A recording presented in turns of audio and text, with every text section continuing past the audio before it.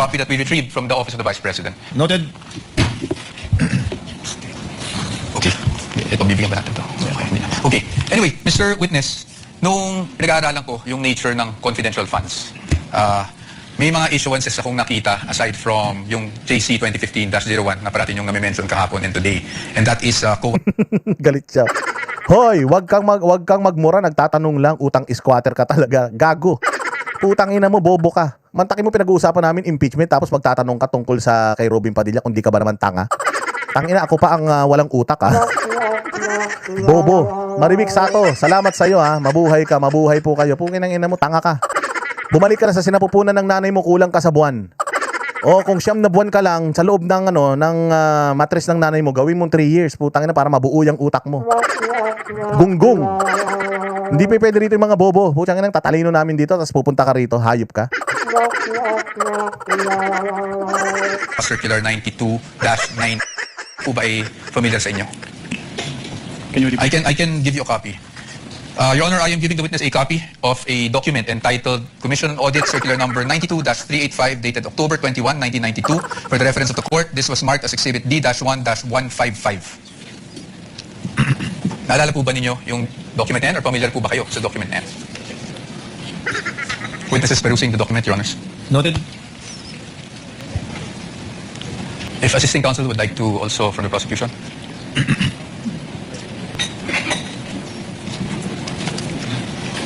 Witness will please answer. Are you familiar with that document? Ano, repeat. Can you repeat? Putang inang yan. Puro ka repeat. Repeater yarn. I'm not familiar po with that document. Okay. That's okay. Meron lang po ditong Yan ang problema, ang yayabang nung scripted eh. Yung mga scripted na tanong ni Kapuna, nasasagot. Ganyan, talagang matipuno eh. Butsa ngayon, pinakita na yung mga dokumento. I have not seen that document, Your Honor. What's the question? Patay. Ang ina yan, yari. whereas clauses. I won't ask you about the entire document anyway. Meron lang po ditong whereas clauses on the first page. Can you see that, Mr. Witness? Whereas clauses. I would just want you to read the fourth whereas clause. Ito pa. Ma'am, you want to come here so you'd have a better view. Just the fourth whereas clause. Can you please read that out loud for the record? Huwag mong tatabigin yan. POWA, yan lumapit, huwag mong tatabigin yan. Mamamaga yung betlog mo.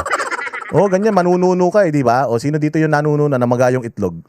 Ihi kasi ng ihi kung saan. Nag-alay ng Skyplex. Sino dito? Attorney Capunan, it's also flashed on the screen. Whereas these intelligence and confidential activities by their very nature are highly sensitive and confidential operations or missions, the details of which cannot be divulged without posing a threat to national security or to the success of the mission. Can you please read the next whereas as well? Thank you. Whereas, as now being required, the submission of receipts, bills or commercial invoices in support of disbursements from this fund or rental or of safe houses, purchase of meals or supplies, and other expenses may create a leak of information that may threaten the confidentiality of the intelligence operations, endanger the lives and the safety of the agents and employees of the government agencies. Malinaw. Hindi kailangan i-divulge yung information patungkol sa mga confidential intelligence operations. Hindi dapat sabihin because it may endanger the lives of eklat-eklat. Malinaw. And so to a failure of the mission. And just the next two whereas clauses na lang po para hindi na po tayo humaba. Whereas in many instances, it is impractical and sometimes impossible to obtain such receipts, bills, or commercial invoices during intelligence operations. Whereas by its very nature, the use of confidential and or intelligence and or Si Kapunan, si Kapunan may hawak na mic. Tangina, akala mo si Willie Rebillame.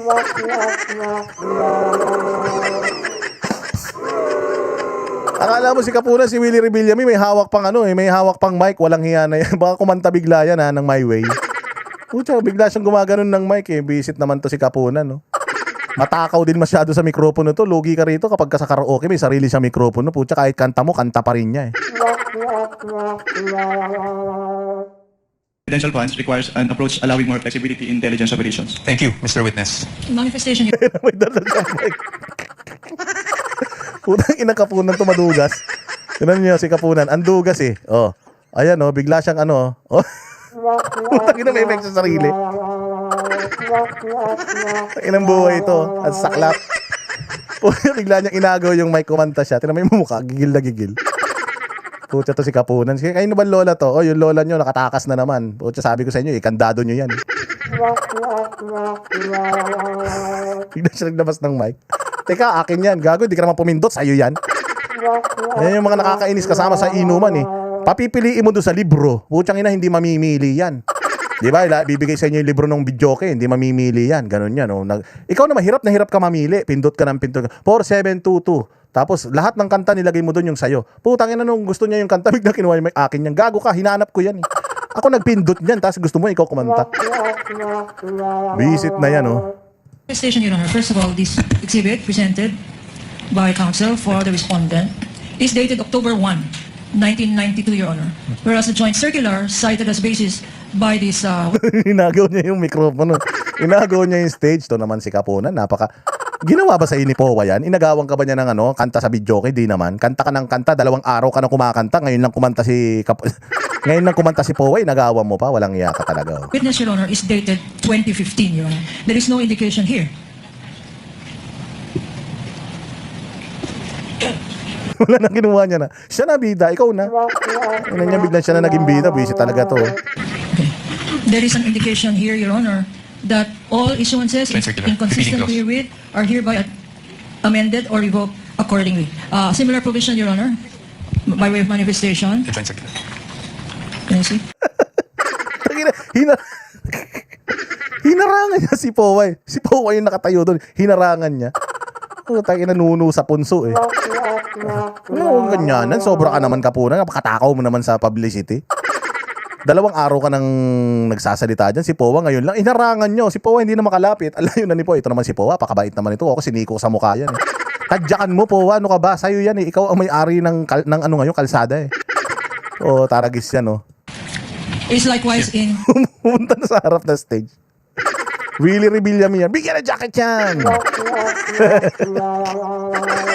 Putang ina niya, patawa tong impeachment na to. Dapat itigil na to yung impeachment na to. Puro katarantaduhan lang to. Oo, taragis yan. is likewise, Your Honor, mentioned in the Joint Circular 2015. Observation for the record that 2015 supersedes this circular cited by counsel for respondent, which is dated 1992. Your Tuesday, 0525. Maraming salamat. Asapiosexual. Grabe si, ang bait ni Powa. No? For the record. Noted.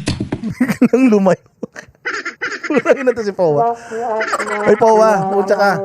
Ba't pinayagan mo si, pinayagan mo si Elton John kumanta dyan ng Candle in the Wind? Bigla nagpiano si Elton John. Goodbye, England Rose. Tanginang niya, patawa talaga tong prosecution na to. Wala nang magawang matinutong mga walang hiyan to. Kami ang boses ng masa, hindi natatakot. Katotohanan lang, di kami nalulunod. Walang bahid ng sismis, lahat ay totoo. Kahit sino ka pa, pag mali ka babanatan ka. Walang pinipili kulay, wala kaming kinikilingan. Basta para sa bayan, kami lalaban.